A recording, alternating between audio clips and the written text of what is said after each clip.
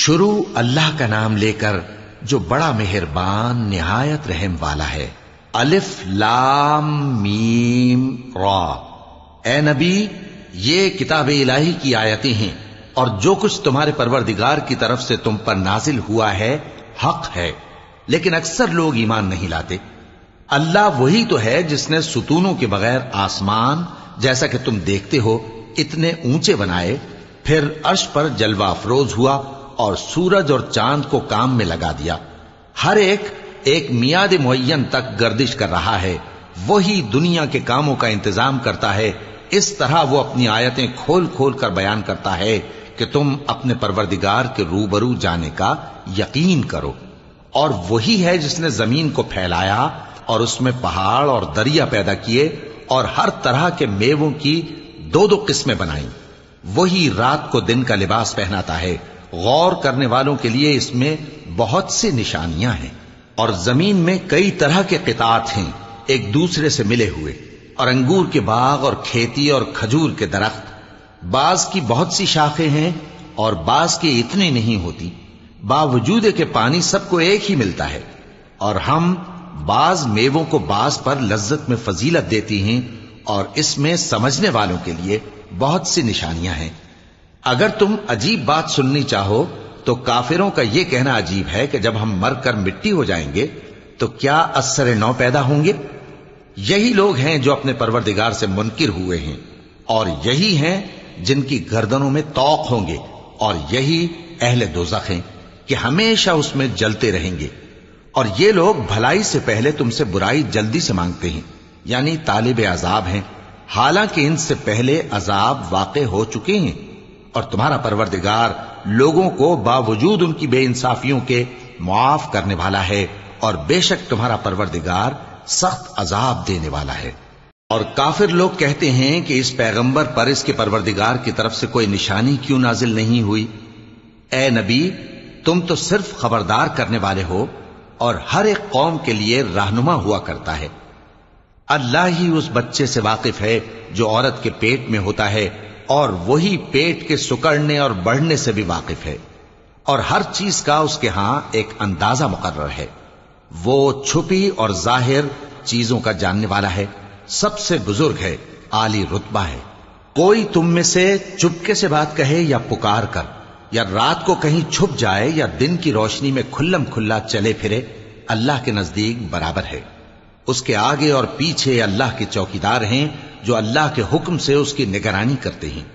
اللہ اس نعمت کو جو کسی قوم کو حاصل ہے نہیں بدلتا جب تک کہ وہ اپنی حالت کو نہ بدلے، اور جب اللہ کسی قوم کے ساتھ برائی کا ارادہ کرتا ہے تو وہ پھر نہیں سکتی، اور اللہ کے سوا ان کا کوئی مددگار نہیں ہوتا۔ وہی تو ہے جو تم کو ڈرانے اور امید دلانے کے لیے بجلی دکھاتا اور بھاری بھاری بادل پیدا کرتا ہے، اور رعد اور فرشتے سب اس کے خوف سے اس کی تسبیح و تحمید کرتے رہتے ہیں۔ اور وہی بجلیاں بھیجتا ہے، پھر جس پر چاہتا ہے گرا بھی دیتا ہے، جبکہ وہ اللہ کے بارے میں جھگڑتے ہیں، اور وہ بڑی قوت والا ہے۔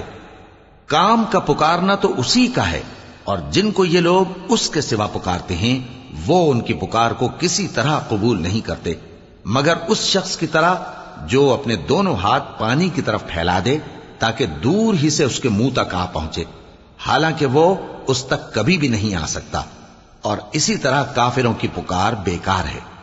اور جتنی مخلوقات آسمانوں اور زمین میں ہے، خوشی سے یا ناخوشی سے اللہ کے آگے سجدہ کرتی ہے، اور ان کے سائے بھی صبح و شام سجدے کرتے ہیں۔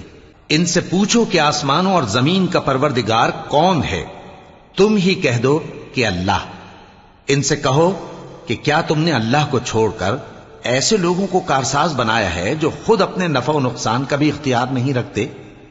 کہو کیا اندھا اور آنکھوں والا برابر ہیں، یا اندھیرا اور اجالا برابر ہو سکتا ہے؟ بھلا ان لوگوں نے جن کو اللہ کا شریک مقرر کیا ہے، کیا انہوں نے اللہ کسی مخلوقات پیدا کی ہے جس کے سبب ان کے لیے مخلوقات مشتبہ ہو گئی ہے؟ کہہ دو کہ اللہ ہی ہر چیز کا پیدا کرنے والا ہے، اور وہ یکتا ہے، بڑا زبردست ہے۔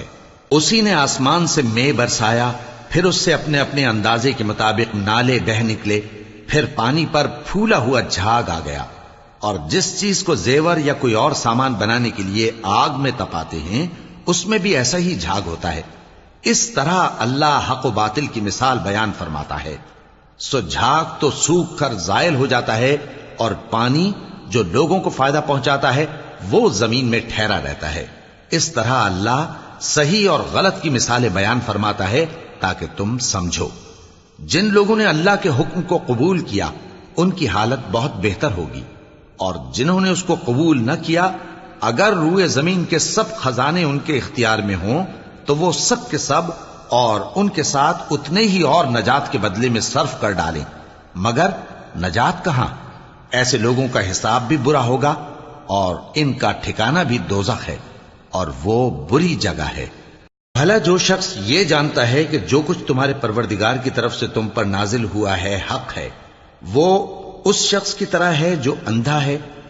اور سمجھتے تو وہی ہیں جو عقل مند ہیں، جو اللہ کے عہد کو پورا کرتے ہیں اور قول و قرار کو نہیں توڑتے، اور جن رشتوں کے جوڑے رکھنے کا اللہ نے حکم دیا ان کو جوڑے رکھتے اور اپنے پروردگار سے ڈرتے رہتے اور برے حساب سے خوف رکھتے ہیں. اور جو اپنے پروردگار کی خوشنودی حاصل کرنے کے لیے مصائب پر صبر کرتے ہیں اور نماز پڑھتے ہیں، اور جو مال ہم نے ان کو دیا ہے اس میں سے پوشیدہ اور ظاہر خرچ کرتے ہیں اور نیکی سے برائی کو دور کرتے ہیں، یہی لوگ ہیں جن کے لیے عاقبت کا گھر ہے، یعنی ہمیشہ رہنے کے باغات جن میں وہ داخل ہوں گے.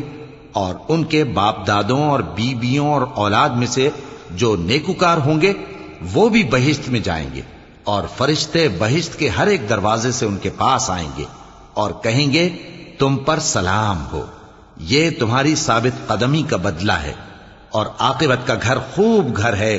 اور جو لوگ اللہ سے پختہ عہد کر کے اس کو توڑ ڈالتے اور جن رشتوں کے جوڑے رکھنے کا اللہ نے حکم دیا ہے ان کو قطع کر دیتے اور ملک میں فساد کرتے ہیں، ایسوں پر لعنت ہے اور ان کے لیے برا انجام ہے. اللہ جس کا چاہتا ہے رزق فراخ کر دیتا ہے اور جس کا چاہتا ہے تنگ کر دیتا ہے. اور کافر لوگ دنیا کی زندگی پر خوش ہو رہے ہیں، اور دنیا کی زندگی آخرت کے مقابلے میں بہت تھوڑا سامان ہے. اور کافر کہتے ہیں کہ اس پیغمبر پر اس کے پروردگار کی طرف سے کوئی نشانی کیوں نازل نہیں ہوئی؟ کہہ دو کہ اللہ جسے چاہتا ہے گمراہ کرتا ہے، اور جو اس کی طرف رجوع ہوتا ہے اس کو اپنی طرف کا رستہ دکھاتا ہے، یعنی ان کو جو ایمان لاتے اور جن کے دل اللہ کی یاد سے آرام پاتے ہیں ان کو.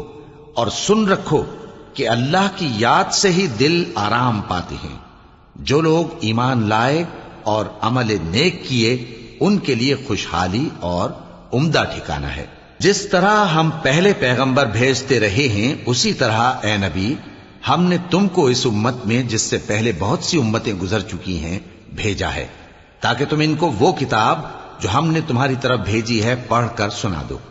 اور یہ لوگ رحمان کو نہیں مانتے. کہہ دو وہی تو میرا پروردگار ہے، اس کے سوا کوئی معبود نہیں، میں اسی پر بھروسہ رکھتا ہوں اور اسی کی طرف رجوع کرتا ہوں.